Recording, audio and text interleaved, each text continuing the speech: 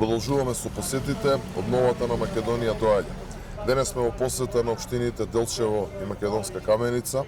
Посетивме голем број на фирми, се сретнавме со граѓаните, имавме неколку состаноци, социјални групи, но ќе имаме и партиски состаноци, се разбира. Она што можам да го видам во состаноците со сите овие и со средбите со сите овие луѓе е огромното незадоволство кое го гледаме од актуелната власт, од оваа криминално-рекетарска банда предводена од Заев. Она што можам да го пренесам е дека особено стопанствениците, бизнис климата, целиот овој економски сектор е тотално нарушен, едноставно економската ситуација е целосно девастирана, како впрочем што и се случува во секој сегмент од нашето општество.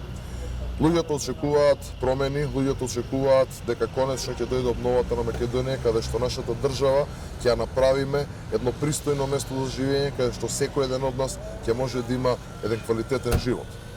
Она што веќе го најавивме, го продолжуваме и во овие денови.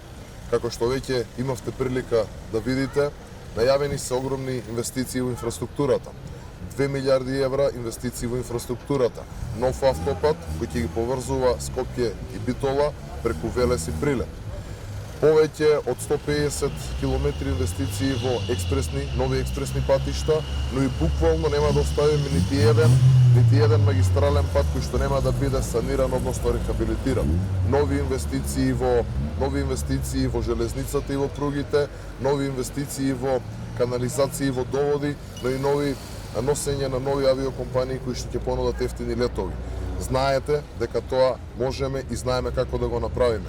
12 април е близко, обновата доаѓа.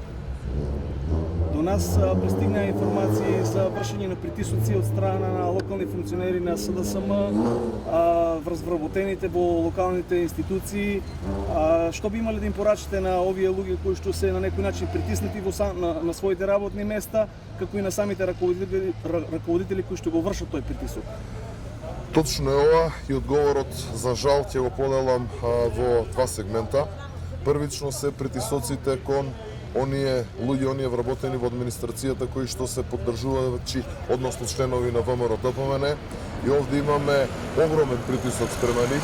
Еве овде во Делчево можам да го издавам и примерот со председателот на нашиот општински комитет кој е пратен на работа дури во Велес.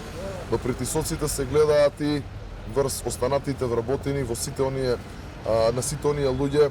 Може би типичен пример беше она фијаско кој што вчера го доживеа СДСМ со така наречениот Марш за правда, каде што имавме сите прилика да видиме на кој начин беа луѓето вадени од работа и во работно време носени. Но да ги потсетам сите оние кои што го прават ова дека правдата доаѓа, дека 12 април е близко, дека ВМРО ДПМН ќе победи на изборите, ќе формира влада и сите оние кои што ги прават овие неправилности и прекршување на закон ќе бидат изнесени пред лицето на правдата.